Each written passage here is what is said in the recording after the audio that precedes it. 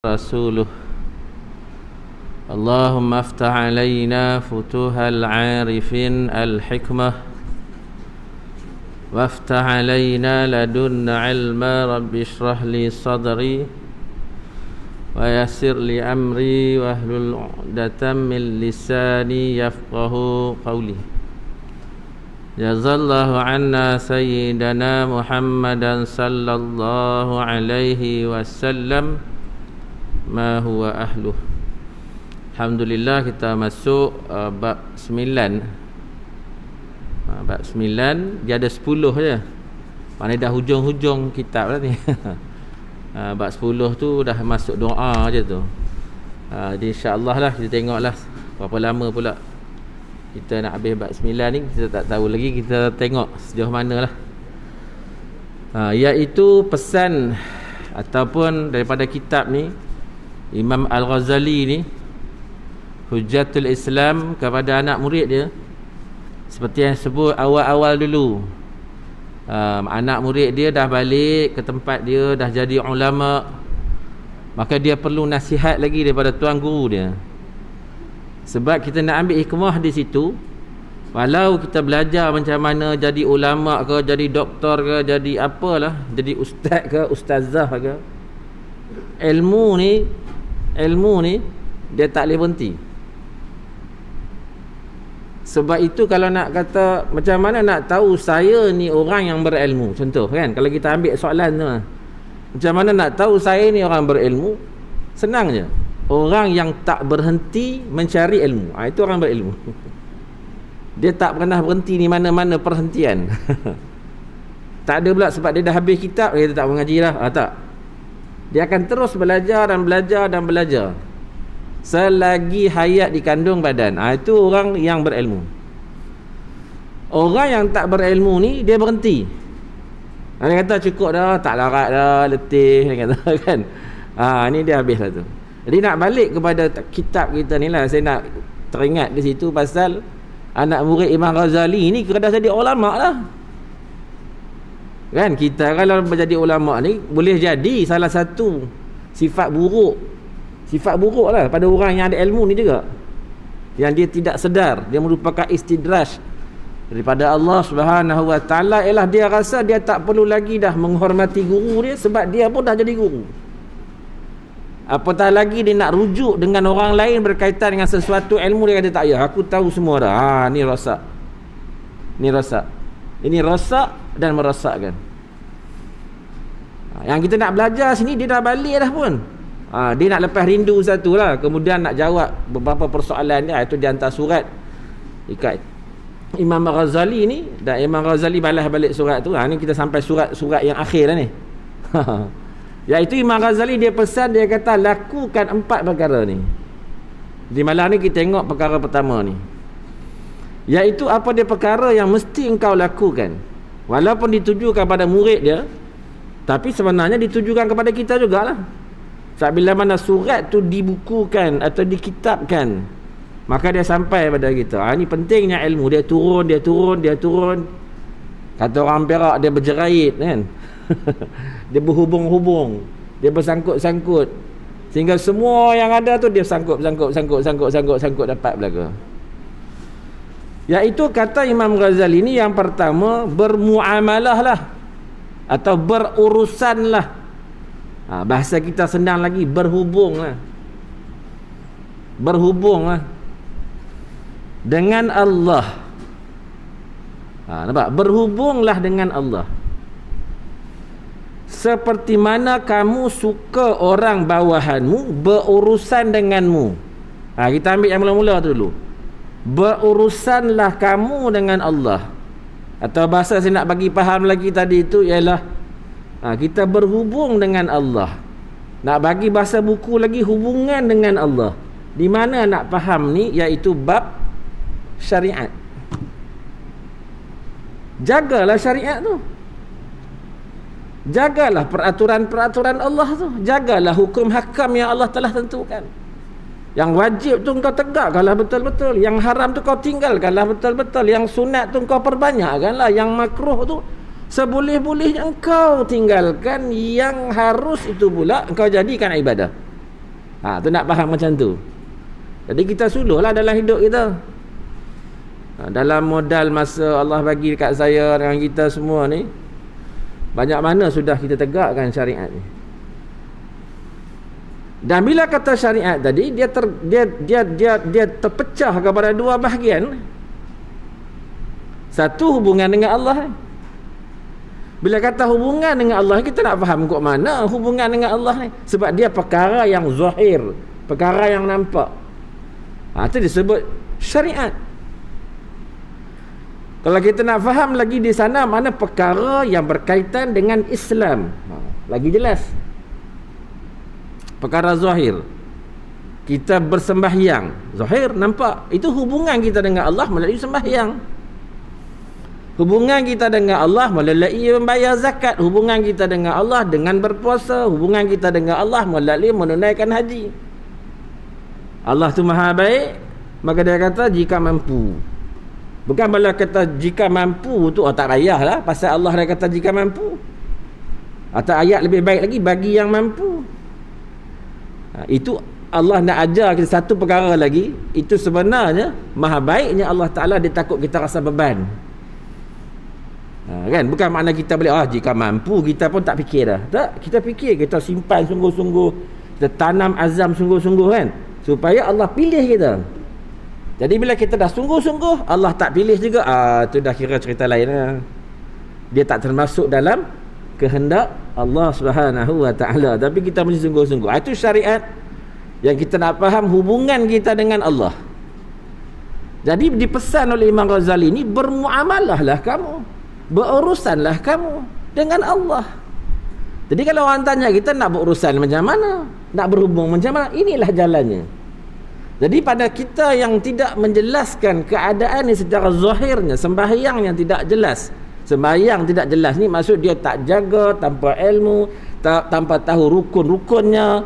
Begitulah bab puasa, bab zakat, bab haji, semua dia tak ambil tahu yang ni, mana dia tak berhubung dengan Allah. Walaupun dia kata saya yakin Allah tu Tuhan saya, sedangkan keyakinan itu mesti dibenarkan. Dibenarkan bagaimana? Satunya dia percaya. Bila percaya tu, dahir percaya tu sebenarnya membenarkan di dalam hati. Pada istilah bahasa gitu, percaya tu sebenarnya membenarkan dalam hati. Bila dia percaya, maka dia mengaku. Bila dia mengaku, maka dia beramal. Jadi bila dia percaya, mengaku dan beramal, sedangkan dia tak jaga hubungan dengan Allah, sebagai satu contoh dia tidak sembahyang, atau dia tak jaga sembahyang, atau dia melalaikan sembahyang, bermakna apa? Dia tak jagalah hubungan dia dengan Allah. Bila tak jaga hubungan dengan Allah, saya ceritalah bab hakikat, lagi hancur lah. Kan? Selalu kan orang nak sebut hakikat kan? Cerita hakikat ni tak sampailah kalau yang zahir pun tak lepas. Kalau saya bagi contoh kan, kalau kita ambil botol ni dengan air ni, botol pun tak sempurna, macam mana nak cerita air di dalam ni? Kan? Botol tak sempurna, apatah lagi kalau botol tak ada air, ni nak duduk di mana? Tapi orang nak cerita bab air tu dia letak di mana? Kan? Itu cerita hubungan dengan Allah. Tapi sebab saya dah sebut syariat, elok saya habiskan juga, supaya kita tak tergantung kan. Ilmu ni takut juga tergantung. Jadi hubungan dengan Allah tu syariat, termasuklah hubungan sesama manusia pun syariat. Yang dikatakan hubungan dengan manusia tu apa dia? Iaitu muamalah kita dengan manusia tu lah, munakahat kita kan, jinayat dan sebagainya, perniagaan, apa benda lah yang dalam hidup kita ni, yang kita duk buat ni, hubungan sesama manusia tu termasuk syariat. Saya tambah tu pasal takut tergantung, macam seolah-olah syariat tu ada satu je. Kemudian di sana kawan itu mesti ada hakikat. Bila syariat ada hakikat, hakikat tu apa pula? Hakikat tu perkara dalam, sebenar-benar diri kita tu di dalam. Itu sebab di sana disentuh pula bab adab atau akhlak, iaitu adab kita dengan Allah dan adab kita sesama manusia. Atau nak guna bahasa lain lagi, akhlak kita dengan Allah dan akhlak kita sesama manusia. Akhlak kita dengan Allah tu apa? Cinta kepada Allah, takut kepada Allah, malu dengan Allah, gerun dengan neraka Allah, rindu dengan syurga Allah, redha dengan ketentuan Allah. berlapang dada atas ujian. Ini semua perkara bukan di sini. Ini hakikat. Sebab tu saya kata kalau syariat dia tak kemas, macam mana dia nak dapat hakikat? Kan? Itu kalau hubungan sama manusia pula, apa hubungan sama manusia? Itulah tawaduknya, kan? Pemurahnya, tolong menolongnya. Itu kita tambahlah. Kita nak kupas panjang nanti dia jadi pada bab tu pula. Jadi bila kata pesan Imam Ghazali ni, dia kata berurusanlah dengan Allah dengan baik, seperti mana nampak satu lagi tadi, kamu suka orang bawahanmu berurusan denganmu. Apa nak maksud itu? Macam mana kita nak orang bawah berurusan dengan kita? Kan sekecil-kecil perkara kita ambil dalam pejabat je. Dalam pejabat tak ada pengurus, dia ada penolong pengurus. Dia mesti ada kerani. Ada PA lah, lagi senang kan, dia ada PA dia. Kok mana pun nak jumpa ni mesti melalui PA dia. Kita tak boleh main redah je. Kita tak boleh datang pejabat turun tolak-tolak, mana bos. Kena tahan dulu. Walaupun tak dipesan kepada orang bawahan ni, pekerja bawahan, kalau orang datang tahan, kalau masuk tu tak pesan. Tapi automatik bila kita masuk menderu macam tu, mesti kena tahannya. Nak jumpa siapa? Nak jumpa bos kamu lah. Nak jumpa bos saya pun kena buat appointment dulu. Tidak pun telefon dulu. Saya tengok dalam senaran ni pun tak ada. Usah kata pejabat, kita duduk di sekolah pun macam tu kan. Kan ada tulis kan, siapa nak datang, nak jumpa pukul berapa, nak kena catat siapa pelawat dia. Jadi maknanya macam mana orang bawahan kita ni, kita sebagai orang bawahan terhadap orang atasan kita. Ada aturan-aturannya, ada peraturan-peraturannya, ada adab-adabnya, ada kaedah-kaedahnya, ada masa-masanya. Jadi kita dengan Allah SWT ni patut kita berbuat begitu. Lebih-lebih lagi kita ni ialah hamba. Jadi bila sebut tentang hamba ni pun, kadang-kadang dia dah jadi mainan bibir je. Kamu siapa? Hamba lah. Hamba apa? Hamba Allah. Tapi mungkin kita tidak bertindak atau duduk dalam situasi hamba Allah tu yang sebenar-benarnya. Walaupun orang akan cerita bab fana, bab baqa kan. Bila orang beramal ni, dia akan sampai tahap dia kata fana, baqa semua. Sebenarnya kita nak sampai kepada bab hamba. Sebab tu bila Sayyidatina Aisyah melihat Rasulullah sembahyang sampai bengkak-bengkak kaki kan, Rasulullah jawab apa? Abdan syukura, aku ni hamba yang bersyukur. Hamba yang bersyukur. Sebab nak jadi hamba ni maknanya apa saja yang menimpa kita, atau apa sahaja keadaan atau situasi dalam hidup kita ni, kita rela je. Kita tak tanya banyak. Sebab tu satu perkataan lain lagi yang selalu kita sebut tapi susah nak bawa dalam hidup kita lah, sami'na wa ata'na. Susah. Sebab apa yang susah tu? Sebab nak dengar dan patuh ni susah. Dia mesti ada orang tanya. Sebab apa? Kenapa? Tak boleh waktu lain ke? Dulu sesuai lah, sekarang tak sesuai lah. Hari dia jadi macam tu. Sebab maknanya kita bukan hamba. Kita berlagak seperti tuan, tapi kita mengaku kita hamba. Jadi nak jadi hamba itulah yang sebenar-benarnya adalah susah. Sebab kalau datang nikmat sebagai hamba, dia terima dan bersyukur. Kalau Allah susahkan dia pun, dia lapang dada dan dia bersyukur. Susah tu. Sebab selalu kita akan duduk dalam situasi, kenapa aku lagi? Kenapa tak dia pula? Asyik aku. Sehingga kita tak boleh nak bertenang. Tengok bila kita kehilangan barang, sudahlah mengelupa kita. Kehilangan barang, lupa, tak boleh tidur kita. Duk ingat yang tu je. Duk cari yang tu je. Sebab kita tak tengok kenapa berlaku sesuatu perkara tu kepada kita. Sebab apa tak boleh fikir je? Sebab kita tak fikir kita hamba, kita fikir kita ni tuan. Kenapa boleh hilang? Itu tuan. Saya baru beli, macam mana boleh hilang? Duit saya habis, ni tuan. Kalau seorang hamba dia sedar yang ada rezeki kepada dia tu pemberian Allah, yang dia dapat tu pun pemberian Allah, yang hilang tu pun Allah ambil balik. Kalau kita nak faham macam tu lah kan. Allahu alam. Habis yang tu, sambung bawah lagi. Kamu tidak berasa bingung dan marah dengannya, dan apa yang kamu tidak suka dilakukan oleh orang bawahanmu, maka Allah juga tidak suka perlakuan sedemikian, kerana Allah itu adalah Tuhanmu yang hakiki. Ada perkara-perkara yang orang bawah kita buat, kita tak suka, kita akan kata apa? Kan? Kenapa kamu buat macam ni? Kamu tak patut buat macam ni. Ataupun kita ambil istilah macam haji lah, haji bagi yang mampu. Kita pun guna istilah yang sama pada pekerja kita. Kamu siapkan kerja ni, kalau boleh petang ni. Pekerja kita tak buat. Bila dia tak buat kerja tu, kita kata apa kat dia? Kan saya kata petang ni, bos kata kalau boleh. Kita pun dah tak faham. Sebenarnya bila bos kata kalau boleh tu bukan tak buat. Dia suruh kita buat. Cuma cara dia nak berakhlak dengan kita tu, saya nak kerja ni kalau boleh petang ni. Kan, dia sama kaedah bahasa ni kan, dari sudut kalau bila kita ambil bab haji ni, bila Allah kata kamu tunaikan haji bagi yang mampu. Adakah bila kata bagi yang mampu itu menunjukkan bahawa ada pilihan? Tak. Itu bukan pilihan. Itu cuma Allah nak meringankan kita saja supaya tak rasa beban. Tapi bukan pilihan, dia ialah rukun. Dia rukun yang kelima. Samalah bila kita buat kata perkara yang sama, bukan perbandingan cuma ni cerita kita lain. Dia tak boleh berbanding, benda ni tak ada banding. Ni nak cerita kita ni, maksud kalau kita kata kat pekerja kita, saya nak kerja kita, saya ni atas meja saya kalau boleh petang ni. Kita tak faham. Bila kita tak faham, kita tak buat. Bila tak buat, bos tanya mana kerja saya tadi? Kita pun jawab, kan ke bos kata kalau boleh, saya memang tak boleh. Kacau kita.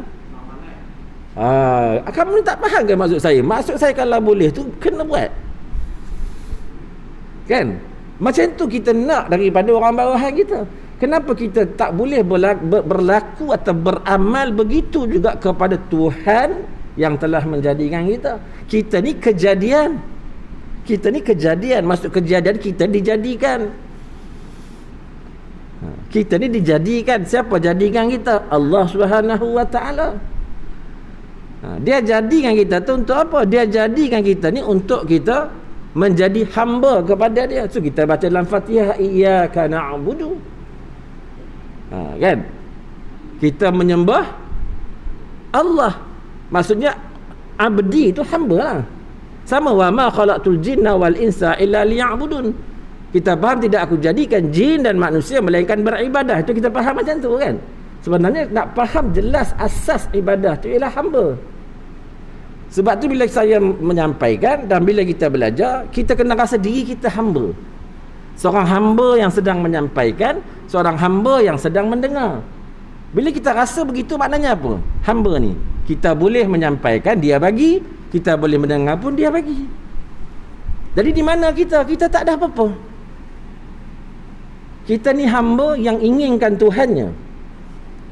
Mardatillah. Yang kita inginkan ialah redha Allah Subhanahu Wa Taala. Itu yang kita inginkan. Kita bukan inginkan kesedapan beramal sebenarnya. Bukan itu matlamat kita. Walaupun selalu kita duk sebut macam ni kan, kita beramal nak dapat sedap kan. Tapi itu bukan matlamat kita, itu bukan tujuan kita. Allah akan bagi kita sedap beramal. Allah akan bagi kita sedap dalam solat, Allah akan bagi kita sedap dalam sedekah. Allah akan bagi kita sedap di dalam dakwah. Semua Allah bagi sedap, seronok. Bila sedap tu kita seronok nak buat. Tapi itu bukan tujuan kita. Tujuan kita ialah sebagai hamba kita nak Tuhan kita. Sebagai hamba kita nak Allah. Kenapa kita nak letak matlamat macam tu? Supaya kita tak tertipu dengan sedap tadi. Kalau kita tak letak tujuan kita kepada Allah, sebagai hamba kita nak Allah, katalah kita semayang sedap. Bila kita semayang sedap, akhirnya kita semayang sebab nak apa? Sebab nak sedap, bukan nak Allah. Maknanya sedap itu pun masih makhluk. Kita bukan nak makhluk, kita nak Allah. Jadi tak ada siapa yang tenang dengan amalan dia kan. Bila dia letakkan mardatillah tu, kan tujuan dia, matlamat dia Allah, dia tidak akan jadi tenang dengan amalan dia. Orang yang rasa selamat dengan amalan dia ialah orang yang tertipu sebenarnya, dia istidraj. Sebab tu ramai orang bila dia belajar banyak sikit, dia boleh pakai jubah sikit, dia boleh ikat serban sikit kan. Wah, dia mula dia rasa lain macam. Dia rasa dia bagus. Rasa bagus itulah bahaya. Maknanya dalam amalan dia nak bagus, bukan dia nak Allah. Tapi kalau kita bertujuankan Allah SWT, memanglah kita jadi baguslah kan. dah buat baik, bagus lah kan. Tapi dia menghilangkan rasa bagus tu. Dia menghilangkan rasa bagus tu. Macam mana boleh nampak dia menghilangkan rasa bagus tu? Kalau dia ada ilmu, dia boleh terima pandangan orang lain. Jelas? Hari ni bila orang tak ada ilmu, dia tak boleh terima pandangan orang lain, maksudnya dia sudah letak diri dia bermatlamatkan ilmu tu. Tapi kalau dia matlamatkan Allah, dia tak timbul masalah untuk bergaduh, untuk berbalah, untuk berpecah belah, dia tak timbul. Dia tak timbul sebab dia lihat dia pun kosong. Memang orang nampak kata serban musuh bakui sekalipun kan. Ni istilah lah, serban musuh bakui. Mungkin orang kata dia serban musuh lagi kan. Dia tak lihat itu sebagai perkara yang boleh merosakkan dia, tak. Cuma dia boleh beramal begitu kan. Lagi bahaya, lagi kuat amal dia, lagi bahaya, lagi kuat cabarannya. Saya ambil contoh lah, orang rumah kecil dengan rumah besar, mana lagi susah nak jaga? Rumah besar lah. Waktu di rumah kecil senang, dia tidur tak tutup tingkap pintu pun, terlentang tengok dia tidur. Orang panggil, oh jom pergi, turun pergi, tak tutup tingkap lah. Tak apa, ini tak ada masalah punya. Orang yang sama, bila rumah dia besar, rumah dia 45 juta hanya rumah kan, tak tahulah kan, kok ada macam tu, ada pun kan, saya cerita. Agak-agak dia biar lagi kata buka macam tu, tak ada. Dia kena ada orang jaga, dia kena ada orang uruskan, nampak? Lagi besar dia punya milik dia tu, dia jadi susah lagi nak jaga. Sampai kadang-kadang dia fikir, guide kita tak datang hari ni.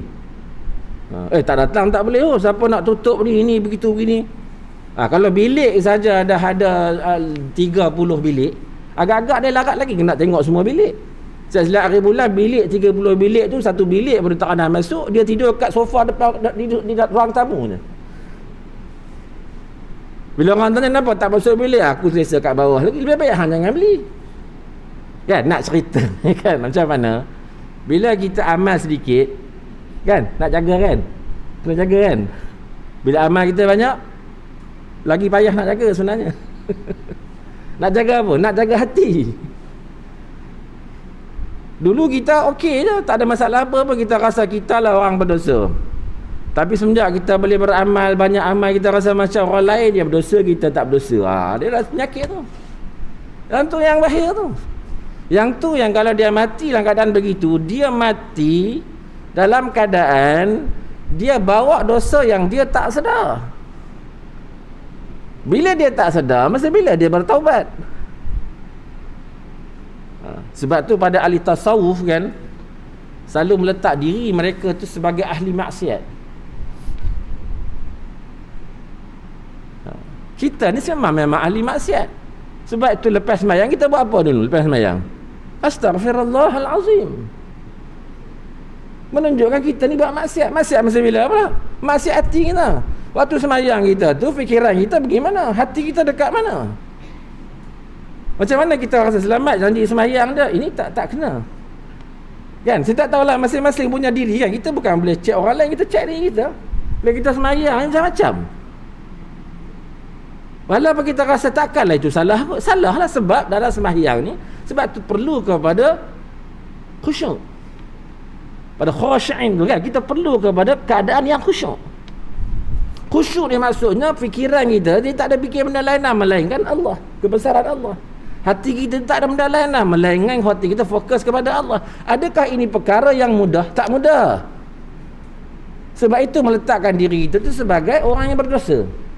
Jalan selamat kita merasakan kita orang berdosa, maka lepas sembahyang astaghfirullahalazim, kita harap kepada Allah. Sebab jadi siapa yang di sini di kalangan kita lah yang beramal boleh merasakan bahawa aku dah sembahyang dah, tak ada masalah apa? Berani ke kita nak kata gitu?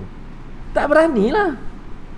Lebih lagi kita tak berani kita kata saya ni tak ada masalah kalau mati bila-bila masa pun sebab saya kebaikan saya dah banyak dah. Bolehkah kita cakap macam tu? Tak beranilah. Mana kita tahu kebaikan kita diterima atau ditolak? Kalau tidak, takkan lepas sembahyang Tok Imam dia akan kata taqabbalallahu minkum. Buat apa nak kata taqabbalallahu minkum dan kita pula nak jawab minna wa minkum taqabbal ya karim? Sebab apa kita nak jawab macam tu? Sebab menunjukkan bahawa kita ni tak pasti amalan kita diterima atau bagaimana. Jadi kita mengharapkan Allah terima amalan kita. Jadi ada masa ke kita untuk tengok kesalahan orang? Tak ada lah. Kita tengok kesalahan kita pun banyak. Tu banyak lah. Kalau kita nak ambil kat situ kan. Habis tu, yang pertama habis. Kita pergi yang kedua pula. Pesan Imam Ghazali lagi daripada 4 perkara ni, iaitu yang kedua kepada muridnya, dan kita berkongsi lah. Dan kita mendapat keberkatan. Sebab nak cari macam Imam Ghazali ni tak dapat lah. Tunggu tuan, nak cari macam Imam Syafi'i mana nak cari lah. Imam Malik, Imam Hanafi, Imam Hanbali, kita nak cari kat mana lah. Sebab tu zaman-zaman lah ni fitnah yang datang pada agama ni apa? Apa fitnah datang pada agama ni? Orang mula duk pertikai. Yang ni remeh temeh, yang ni bid'ah lah, yang tu begitu begini. Ni semua kacau ni. Semua kacau. Sehingga akhirnya ada saya dengar orang cakap macam ni. Saya tak ikut mana-mana mazhab. Oi, biar betul. Kalau hang tak ikut mana-mana mazhab, ikut siapa?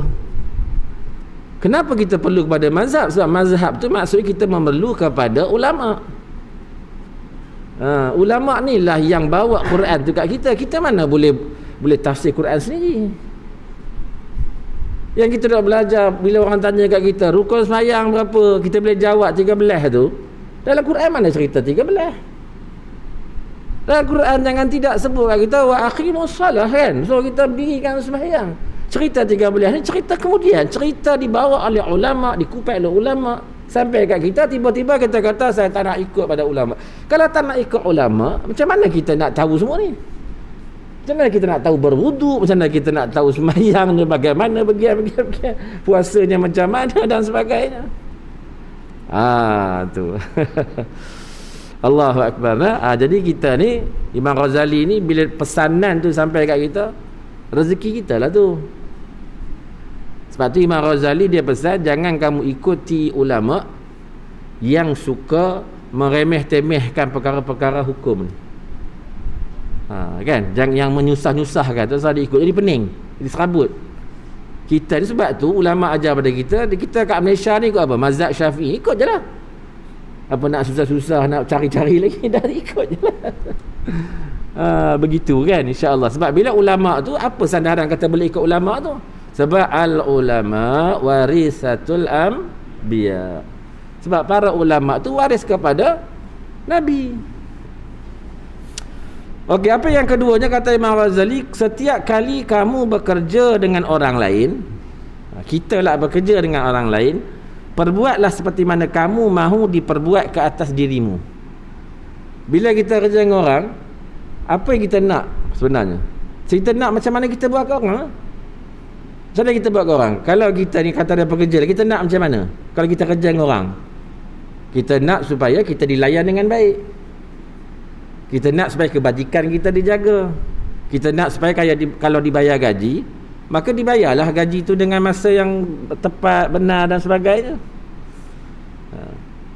Sebab tu kalau kita ambil orang warak ni lah kan. Macam Abdullah Mubarak kan, bapak dia kan. Kalau pernah dengar cerita ni, Al-Mubarak ni, Abdullah bin Mubarak ni bapak dia lah Mubarak tu.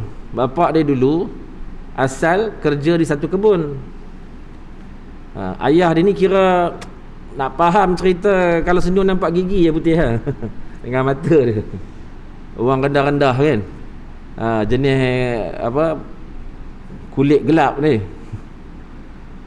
Jadi satu masa dia tengah kerja tu balik, tuan dia kata, Mubarak, dia kata ambil aku limau yang manis. Dia pun ambil dia bagi. Bila makan masam, kata dia, tuan ni ambil lagi, dia aku nak yang manis ni, yang masam ni. Dia ambil lagi yang lain, masam lagi, ambil lagi sekali masam juga. Lepas tu dia kata dekat Mubarak ni, kamu kerja dengan aku berapa lama dah? Dah 2 tahun. Takkan 2 tahun kerja tak kenal mana satu masam, mana satu manis? Tahu dia jawab apa? Saya bekerja, waktu saya kerja ni, tuan bagi saya kerja jaga kebunnya. Tuan tak suruh saya rasa buah. Mana nak dapat bekerja ni? Kan? Memanglah tak sama lah dengan zaman kita kan. Tapi maksudnya dia buat kerja mengikut tugasan dia. Dia tak memandai-mandai. Kita pandai-pandai kalau boleh sampai mesin putus stick pun nak balik rumah kan. Usah kata barang-barang ni mesin putus stick lah boleh balik rumah. Buat selamba siapa pun tak tahu. Sampai orang tanya mana, dekat rumah saya. Saya macam tu sekali lah. Sebenarnya banyak kesalahan kita yang kita tak perasan. Jadi macam mana nak faham tu? Macam mana majikan ni jaga pekerja ni ialah majikan ni dia kagum. Sebab majikan ni orang bertakwa. Sebab dia kata bukan senang nak cari pekerja macam ni. Dan dia pula ada anak gadis yang cantik, yang kalau kita tengok dengan Zuhair tak padan lah kahwin dengan ini. Bukan saja dari rupa parasnya, dari sudut dia tu bekerja pula memang tak padan lah.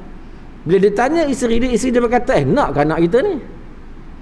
Dia pula tanya anak dia kata, kalau ayah kata okey lah.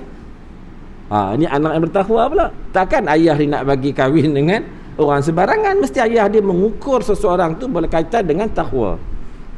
Nampak macam mana majikan sikap dia terhadap pekerja dia yang biasa-biasa tapi dia layan luar biasa. Dan macam mana pula sikap pekerja terhadap majikannya di atas dari sudut tanggungjawab. Akhirnya dikahwinkan, direzekikan di sana, dapat anak namanya Abdullah. Abdullah ni lah kemudiannya jadi ulama hadis yang masyhur. Tu Syekh Abdullah bin Mubarak.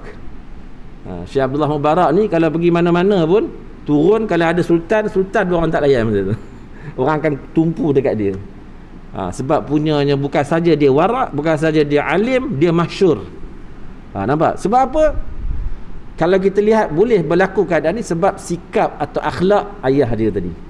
Kan pentinglah, maknanya dia ada kesan kepada keluarga kita. Okey, balik pada persoalan tadi. Kalau kita nak orang buat macam tu, layan kita dengan baik macam tu. Kan? Walaupun kita buat salah tapi kita tak marah dia. Lebih-lebih lagi bila kita pula menjadi orang yang jujur. Kenapa kamu tak tahu? Kan kita pergi tahu sebab saya bukan kerja saya macam ni. Boleh tak kita nak jujur macam tu? Dan boleh juga kah kita jadi macam mana tuan punya kebun tu tadi? Agak-agak boleh ke macam tu? Dia jauh lah. Zaman kita ni dia zaman fitnah, dia jauh. Kadang-kadang sampai kita kata kalau macam tu payah nak hidup. Atas saya tak tahulah tuan-tuan ada dengar ke tak kan, tapi saya biasa je dengar. Kita ni kalau nak berjaya kena menipu juga macam mereka. Ada dengar tu? Nak kaya kena jadi macam mereka ke? Kena tiru style mereka. Tak betul tuan-tuan. Tak betul. Islam pun membenarkan kita untuk jadi kaya, bukan ada masalah. Sebab tu dalam Islam kita ada Khadijah, kita ada Abu Bakar, kita ada Abdul Rahman Auf, kita ada Umar, kita ada Abu Sufyan, kita ada banyak. Semua yang kaya-kaya belaka tu. Adakah kita menghalang untuk menjadi kaya? Tidak menghalang untuk jadi kaya, tetapi jalannya mesti jalan mengikut kehendak Allah dan Rasul. Sebab bila mengikut jalan kehendak Allah dan Rasul, seorang yang kaya dalam Islam dia akan menggunakan kekayaan itu untuk membangunkan Islam. Sebab tu dalam kaedah kita ni, kebajikan penyelesai masalah. Orang kaya dia tak rasa macam hak dia lagi kan, dia rasa kekayaan yang ada pada dia tu Allah amanahkan kepada dia. Maka kalau ada orang yang memerlukan, orang yang susah dan sebagainya, dia akan cari jalan macam mana nak keluarkan, tanpa dia mengharapkan apa-apa balasan dunia, melainkan dia mengharapkan redha Allah Subhanahu wa taala. Tu jadi banyaklah kalau kita nak kaitkan, jadi banyak. Saya cerita pasal Abdullah Mubarak sajalah. Kalau nak cerita kehendak kita ni, kita di sekolah, pengetua dengan guru, pengurus dengan pekerjanya, kan? Kalau di ladang, pengurus dengan pekerja ladangnya, kan? Dia akan jadi banyaklah. Macam mana yang kita nak bila kita bekerja dengan orang, kita nak orang tu layan kita macam mana. Jadi bila kita duduk di atas, begitulah juga kita kena layan orang bawah itu. Dia mesti, kan? Dia mesti win-win, kan? Dia tak boleh bila kita bawah, kita naik atas, inilah masanya aku nak tunjuk aku punya kekuasaan. Habis ya? Macam kita duduk asrama tu kan, pasal apa masalah di asrama tak habis-habis.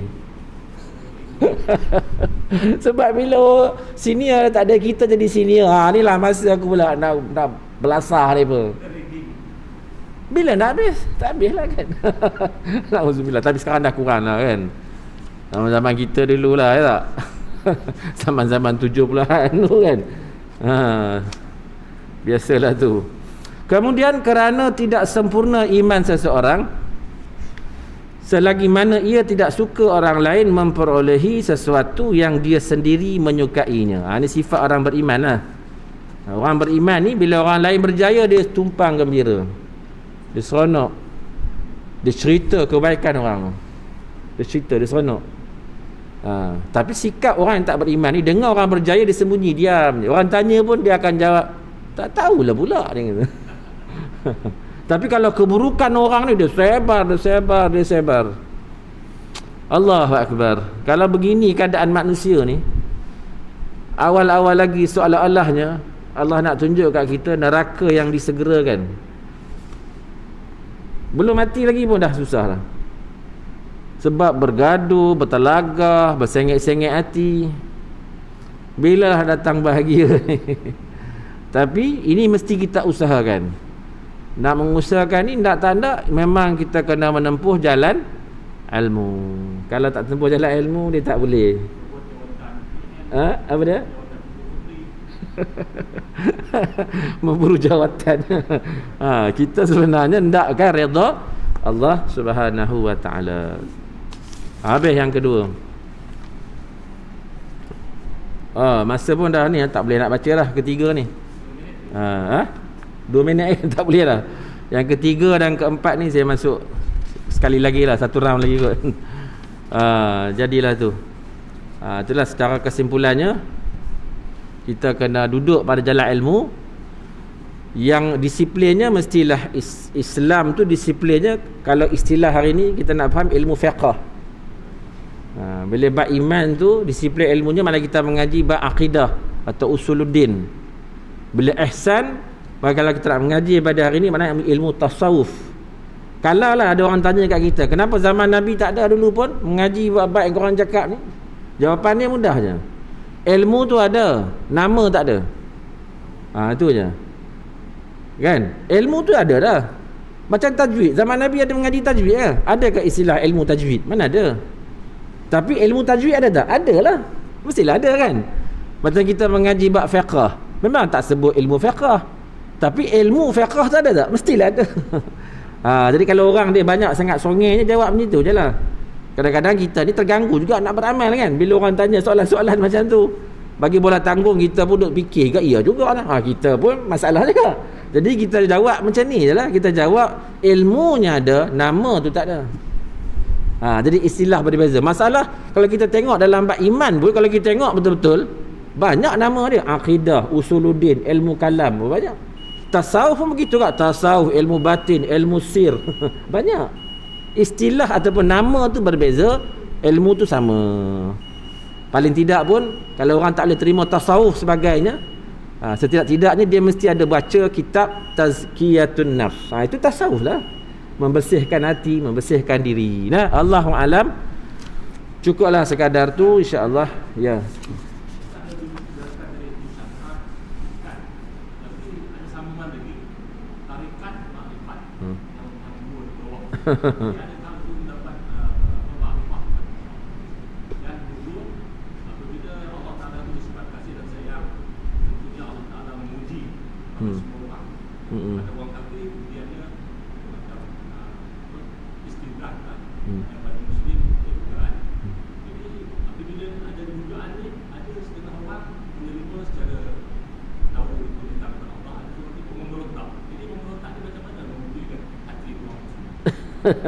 Dia satu ilmu ni selalu disebut ringkas je, syariat, hakikat.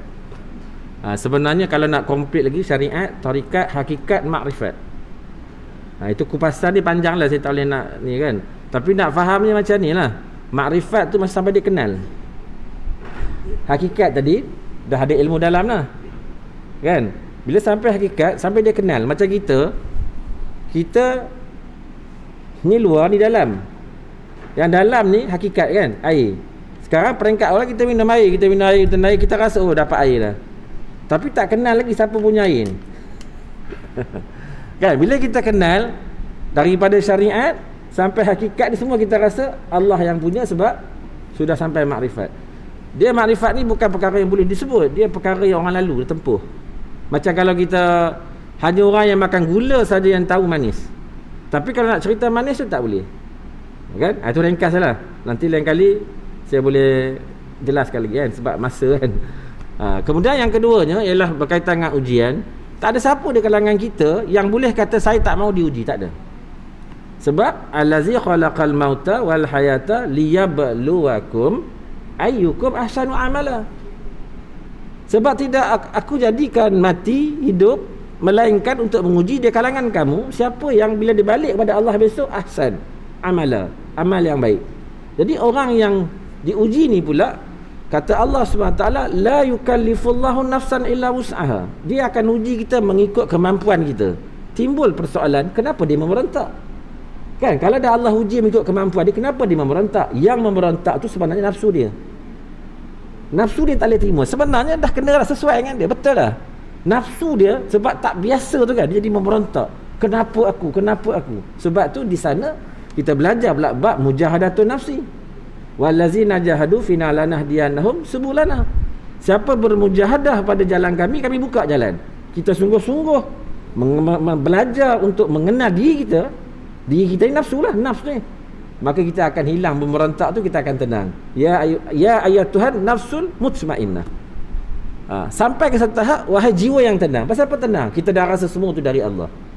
Walaupun kita jawab tu dalam berapa minit je kan, tapi dia bukan kerja 2-3 minit. Dia kerja sepanjang hidup. Cerita yang sebut ni bukan kerja 2-3 minit, dia kerja sepanjang hidup. Sebab tu ada kala yang kadang-kadang kita rasa boleh tenang, kadang-kadang tak boleh. Kadang-kadang kita balik rumah, katalah isteri kita minta maaf dah, contoh kan, kita ada buat silap ke, kita letak barang salah, isteri kita berbising apa kan. Biasalah tu, tak ada masalah. Mumpai macam tu kan, tak ada masalah. Itu pemberian Allah SWT. Ada banyaklah kebaikannya sebenarnya. Kita pun tenang, tak ada apa. Dan dengan tenang kita kata, apa yang kamu bebel kan? Sebab abang letak ni salah tadi, menyusah saya. Saya minta maaf. Wah, tenang je kita. Selesai masalah. Bebelan pun berhenti, kita pun dapat pahala, berlapang dada, dan kita boleh mudah minta maaf. Tapi ada waktu yang lain, dia membebel kita, dia membebel kalah isteri kita lagi. Kadang kita fikir, kenapa hari itu aku boleh tenang kan, aku tak boleh kan? Sebab menunjukkan bahawa nafsu kita tidak sampai lagi kepada mutmainnah. Dia tak boleh duduk diam lagi. Dia mungkin dia amarah, mulhamah, dia mungkin amarah, lawamah atau mulhamah. Dia kadang-kadang okey, kadang-kadang tak okey. Sebab tu semua kita, termasuk saya, kita semualah berusaha sungguh-sungguh nak menuju kepada mutmainnah ni. Dapat tak dapat bukan masalahnya kan? Macam kita kat sekolah kan? Kan kita cikgu kan, kita sedia maklum. Kalau kita kat sekolah, kita kata apa kat murid kita? Bukan masalah kamu dapat tak dapat, yang penting kesungguhan kamu tu. Besok bila dah habis periksa, dapat keputusan, dia pun tak apa bagus. Dia pun sedih tak kita, cikgu minta maaf cikgu, saya tak boleh nak dapat macam cikgu nak. Tak, kamu bersungguh tu saya dah kagum dah. Kamu punya kesungguhan tu saya dah rasa kamu dah berjaya dah. Kan? Macam tu. Allahu a'lam. Sedengkasnya begitulah. Yang lain tu kita bawa kemudian. Saya bimbang tak pasal dia makan masa ni kan, peraturan. Subhanallah wa bihamdih. Subhanakallah wa bihamdika asyhadu an la ilaha illa anta astaghfiruka wa atubu ilaik. Bismillahirrahmanirrahim. Allahumma salli ala sayyidina Muhammad wa ala alihi wa sahbihi wa barik wa sallim. Allahumma inna nas'aluka ilman nafi'a wa amalan mutaqabbala wa rizqan halalan tayyiba. Ya muqallibal qulub tsabbit qulubana ala dinik wa ala ta'atik. Rabbana atina fid dunya hasanah wa fil akhirati hasanah wa qina azabannar. Alhamdulillahirabbil alamin. Ampun maaf. Assalamualaikum warahmatullahi